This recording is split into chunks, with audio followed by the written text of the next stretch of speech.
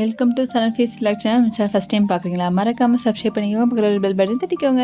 நிறைய பேர் பார்க்குறீங்க, என்ன சப்ஸ்கிரைப் பண்ண மாட்டீங்க. ஸோ சப்ஸ்கிரைப் பண்ணிவிட்டு பாருங்கள், எனக்கு ரொம்பவே ஹெல்ப்ஃபுல்லாக இருக்கும்.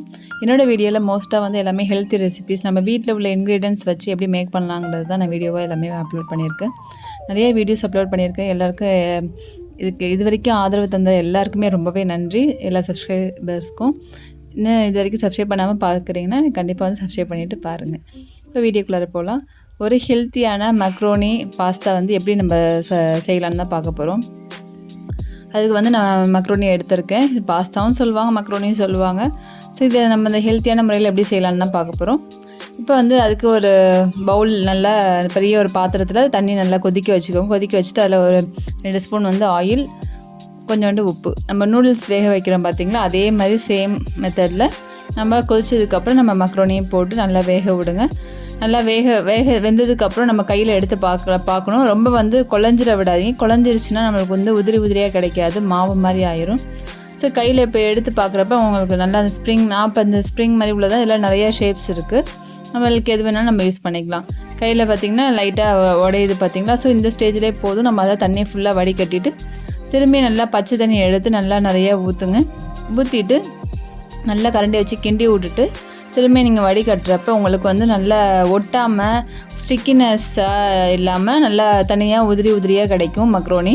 ஸோ திரும்பி வடிகட்டி இந்த மாதிரி எடுத்து வச்சுக்கோங்க. இதில் வந்து ஒரு 2 ஸ்பூன் வந்து ஒரு ஆயில் ஊற்றிக்கோங்க. ஆயில் ஊற்றிட்டு ஒரு பெரிய பிளேட்டு இல்லை வேறு ஏதாவது பேசன் மாதிரி வச்சுருந்திங்கன்னா அதில் ஆற வைங்க.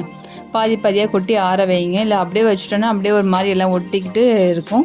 ஸோ நம்ம இதுமாதிரி ஆற வைக்கிறப்ப நம்மளுக்கு உதிரியாக கிடைக்கும். ஸோ இப்போ இந்த மக்ரோனி வந்து வேக வச்சு ரெடி பண்ணியாச்சு. இதை நம்ம தட்டில் கொஞ்சம் பாதி கொட்டி நம்ம ஆற வச்சுக்கலாம். நம்ம ஊற்றின ஆயிலையும் நல்லா வந்து எல்லா இடமும் ஸ்ப்ரெட் பண்ணுற மாதிரி ஸ்ப்ரெட் பண்ணி விட்டுட்டு நல்லா வச்சுக்கோங்க. இது அப்படியே இருக்கட்டும், ஆறட்டும். ஸோ இப்போ மக்ரோனி மசாலா செய்கிறதுக்கான இன்க்ரீடியன்ஸ் பார்த்துடலாம். இதுக்கு வந்து பெரிய ஆனியனை வந்து நல்லா நீட்டாக கட் பண்ணி அதை பாதியாக கட் பண்ணி வச்சுக்கோங்க. கொஞ்சோண்டு கருவேப்பிலை, ஒரு 3 தக்காளி யூஸ் பண்ணியிருக்கேன், இஞ்சி, பூண்டு. இதில் நீங்கள் சாஸ்லாம் வச்சு யூஸ் பண்ணாமல் நேச்சுரலாக எப்படி நம்ம பண்ண போகிறோம் தான் பார்க்குறோம். அதுக்கு வந்து இப்போ வந்து நம்ம முட்டைகோஸ் கூடவே வெஜிடபிள்ஸ் போடுறதுக்கு முட்டைகோஸ், கேரட் வந்து நான் அரிஞ்சு வச்சுருக்கேன். உங்களுக்கு என்ன வெஜிடபிள்ஸ் வேணால் நீங்கள் போட்டுக்கலாம். இப்போ நம்ம சில்லி சாஸ், டொமேட்டோ சாஸுக்கு பதிலாக வந்து நம்ம வந்து ஒரு ரெட் சில்லி எடுத்துருக்கோம் காரத்துக்கு. நல்லா ஒரு 4-5 மிளகாய் எடுத்துக்கோங்க. எடுத்துகிட்டு அதிலே தக்காளியும் போட்டு நல்லா நைஸாக அரைச்சிக்கோங்க. எல்லா தக்காளியுமே போட்டு நல்லா நைஸாக அரைச்சி எடுத்து வச்சுக்கோங்க. இப்போ அடுப்பில் பேன் வச்சுக்கோங்க. வச்சுட்டு எண்ணெய் ஊற்றிக்கோங்க. ஊற்றிட்டு பெருஞ்சீரகம் போட்டுக்கோங்க. போட்டு ஒரே ஒரு பிரிஞ்சி இலை போட்டுட்டு கருவேப்பிலை, இதில் நீங்கள் வந்து பச்சை மிளகா கூட கீரி போடலாம். நம்ம அரைஞ்சி வச்சுருக்க பெரிய ஆனியன் அதையுமே போட்டு நல்லா வந்து வதக்கி விடுங்க. இப்போ உப்பு, அந்த மசாலாவுக்கு அந்த மாதிரி உப்பு போட்டுட்டு அதிலே வதக்கி விடுங்க. அப்போ தான் அந்த வெங்காயம்லாம் சீக்கிரமாக நம்மளுக்கு வந்து வதங்கும். இப்போ ஆனியன் நல்லா வதங்கினதுக்கப்புறம் கொஞ்சம் ஒரு 1/2 ஸ்பூன் வந்து மஞ்சத்தூள் ஆட் பண்ணிக்கோங்க. மஞ்சத்தூள் ஆட் பண்ணி அதிலே வதங்கிக்கோங்க. நல்லா வந்து அந்த ஆனியன் வந்து கொஞ்சம் ஓரளவு அந்த கோல்டன் ப்ரௌன் அந்த மாதிரி வந்ததுக்கப்புறம் தான் நம்ம வந்து அடுத்தது ஆட் பண்ணணும்.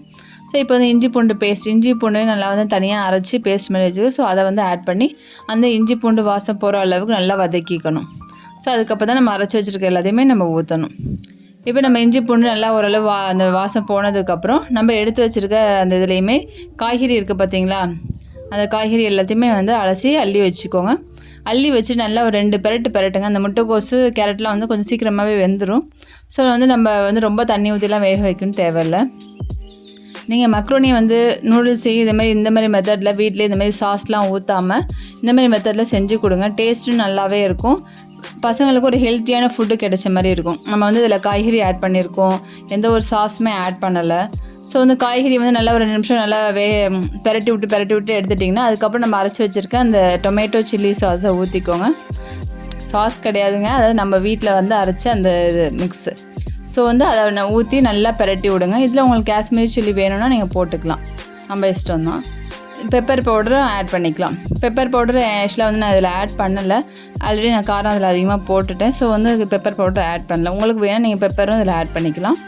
நல்லா ஆட் பண்ணிவிட்டு லைட்டாக அந்த நம்ம அரைச்சி அந்த லைட்டாக அதில் தண்ணியை மிக்ஸ் பண்ணி ஊற்றினீங்கன்னா போதும். பாருங்கள், தண்ணி மேலே வரைக்கும் இல்லை, லைட்டாக தான் அதில் ஊற்றிட்டு மூடி வச்சுருந்தீங்கன்னா நல்லா தண்ணி ட்ரை ஆயிரும். ட்ரை ஆனதுக்கப்புறம் நீங்கள் வந்து நம்ம முட்டையை வந்து உங்களுக்கு எவ்வளோ முட்டை வேணுமோ அவ்வளோ முட்டையை நல்லா அந்த மாதிரி சுற்றி எடுத்து விட்டு நடுவில் வந்து ஊற்றிக்கோங்க.